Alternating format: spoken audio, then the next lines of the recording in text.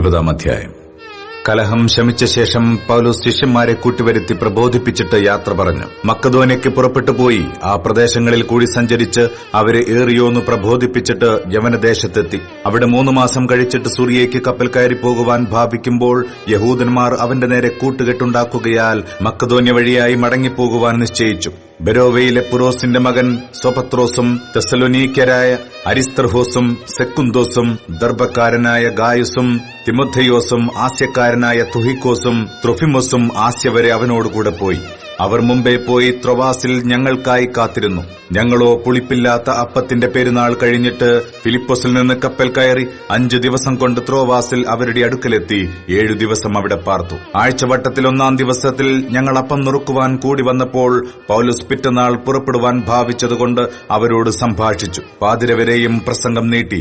ഞങ്ങൾ കൂടിയിരുന്ന മാളികയിൽ വളരെ വിളക്കുണ്ടായിരുന്നു.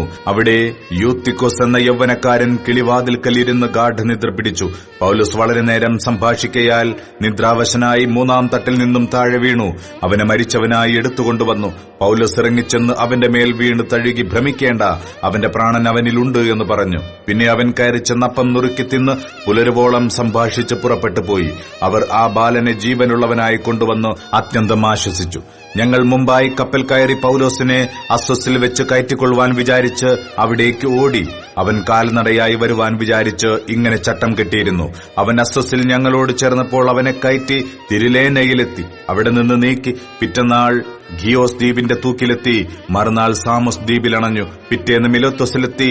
കഴിയുമെങ്കിൽ പെന്തക്കോസ്ത് നാളേക്ക് യെരുശലേമിലെത്തേണ്ടതിന് പൗലോസ് ബന്ധപ്പെടുകയാൽ ആസ്യയിൽ കാലതാമസം വരരുത് എന്ന് വെച്ച് എഫെസോസിൽ അടുക്കാതെ ഓടണമെന്ന് നിശ്ചയിച്ചിരുന്നു. മിലോത്തോസിൽ നിന്നും അവൻ എഫെസോസിലേക്ക് ആളയച്ച് സഭയിലെ മൂപ്പന്മാരെ വരുത്തി. അവർ അവന്റെ അടുക്കൽ വന്നപ്പോൾ അവൻ അവരോട് പറഞ്ഞത്, ഞാൻ ആസ്യയിൽ നിന്ന് വന്ന 1-ാം നാൾ മുതൽ എല്ലായ്പ്പോഴും നിങ്ങളോടുകൂടെ എങ്ങനെയിരുന്നു എന്നും വളരെ താഴ്മയോടും കണ്ണുനീരോടും യഹൂദന്മാരുടെ കൂട്ടുകെട്ടുകളാൽ എനിക്കുണ്ടായ കഷ്ടനഷ്ടങ്ങളോടും കൂടെ കർത്താവിനെ സേവിച്ചു വന്നു എന്നും പ്രയോജനമുള്ള ഒന്നും മറച്ചുവെക്കാതെ പരസ്യമായും വീടുതോറും നിങ്ങളോട് അറിയിക്കുകയും ഉപദേശിക്കുകയും ചെയ്തു എന്നും ദൈവത്തിങ്കിലേക്കുള്ള മാനസാന്തരവും നമ്മുടെ കർത്താവായ യേശുക്രിസ്തുവിലുള്ള വിശ്വാസവും യഹൂദന്മാർക്കും യവനന്മാർക്കും സാക്ഷീകരിച്ചു എന്നും നിങ്ങൾ അറിയുന്നുവല്ലോ. ഇപ്പോൾ ഇതാ ഞാൻ ആത്മാവിനാൽ ബന്ധിക്കപ്പെട്ടവനായി യെരൂശലേമിലേക്ക് പോകുന്നു. ബന്ധനങ്ങളും കഷ്ടതകളും എനിക്കായി കാത്തിരിക്കുന്നു എന്ന് പരിശുദ്ധാത്മാവ് പട്ടണം തോറും സാക്ഷ്യം പറയുന്നതല്ലാതെ അവിടെ എനിക്ക് നേരിടാനുള്ളത് ഒന്നും ഞാൻ അറിയുന്നില്ല. എങ്കിലും ഞാൻ എന്റെ പ്രാണനെ വിലയേറിയതായി എണ്ണുന്നില്ല. എന്റെ ഓട്ടവും ദൈവകൃപയുടെ സുവിശേഷത്തിന് സാക്ഷ്യം പറയേണ്ടതിന് കർത്താവായ യേശു തന്ന ശുശ്രൂഷയും തികയ്ക്കണമെന്നേ എനിക്കുള്ളൂ. എന്നാൽ നിങ്ങളുടെ ഇടയിൽ ദൈവരാജ്യം പ്രസംഗിച്ചുകൊണ്ട് നടന്നവനായ എന്റെ മുഖം നിങ്ങൾ ആരും ഇനി കാണുകയില്ല എന്ന് ഞാൻ അറിയുന്നു. അതുകൊണ്ട് നിങ്ങളിൽ ആരെങ്കിലും നശിച്ചു പോയാൽ ഞാൻ കുറ്റക്കാരനല്ല എന്ന് ഞാൻ ഇന്നേ ദിവസം നിങ്ങളോട് സാക്ഷ്യം പറയുന്നു. ദൈവത്തിന്റെ ആലോചന ഒട്ടും മറച്ചുവെക്കാതെ ഞാൻ മുഴുവനും അറിയിച്ചു തന്നിരിക്കുന്നുവല്ലോ. നിങ്ങളെ തന്നെയും ഞാൻ സ്വന്തം രക്തത്താൽ സമ്പാദിച്ചിരിക്കുന്ന ദൈവത്തിന്റെ സഭയെ മേയ്പാൻ പരിശുദ്ധാത്മാവ് നിങ്ങളെ അധ്യക്ഷരാക്കി വെച്ച ആട്ടിൻകൂട്ടം മുഴുവനെയും സൂക്ഷിച്ചുകൊള്ളുവിൻ. ഞാൻ പോയ ശേഷം ആട്ടിൻകൂട്ടത്തെ ആദരിക്കാത്ത കൊടിയ ചെന്നായ്ക്കൾ നിങ്ങളുടെ ഇടയിൽ കടക്കുമെന്ന് ഞാൻ അറിയുന്നു. ശിഷ്യന്മാരെ തങ്ങളുടെ പിന്നാലെ വലിച്ചു കളവാനായി വിപരീതോപദേശം പ്രസ്താവിക്കുന്ന പുരുഷന്മാർ നിങ്ങളുടെ ഇടയിൽ നിന്നും എഴുന്നേൽക്കും. അതുകൊണ്ട് ഉണർന്നിരിപ്പിൻ. ഞാൻ 3 സംവത്സരം രാപ്പകലിടവില്ലാതെ കണ്ണുനീർ വാർത്തുകൊണ്ട് ഓരോരുത്തന് ബുദ്ധി പറഞ്ഞു തന്നത് ഓർത്തുകൊള്ളുവിൻ. നിങ്ങൾ ആത്മിക വർധന വരുത്തുവാനും സകല വിശുദ്ധന്മാരോടും കൂടെ അവകാശം തരുവാനും കഴിയുന്ന ദൈവത്തിലും അവന്റെ കൃപയുടെ വചനത്തിലും ഞാൻ ഇപ്പോൾ നിങ്ങളെ ഭരമേൽപ്പിക്കുന്നു.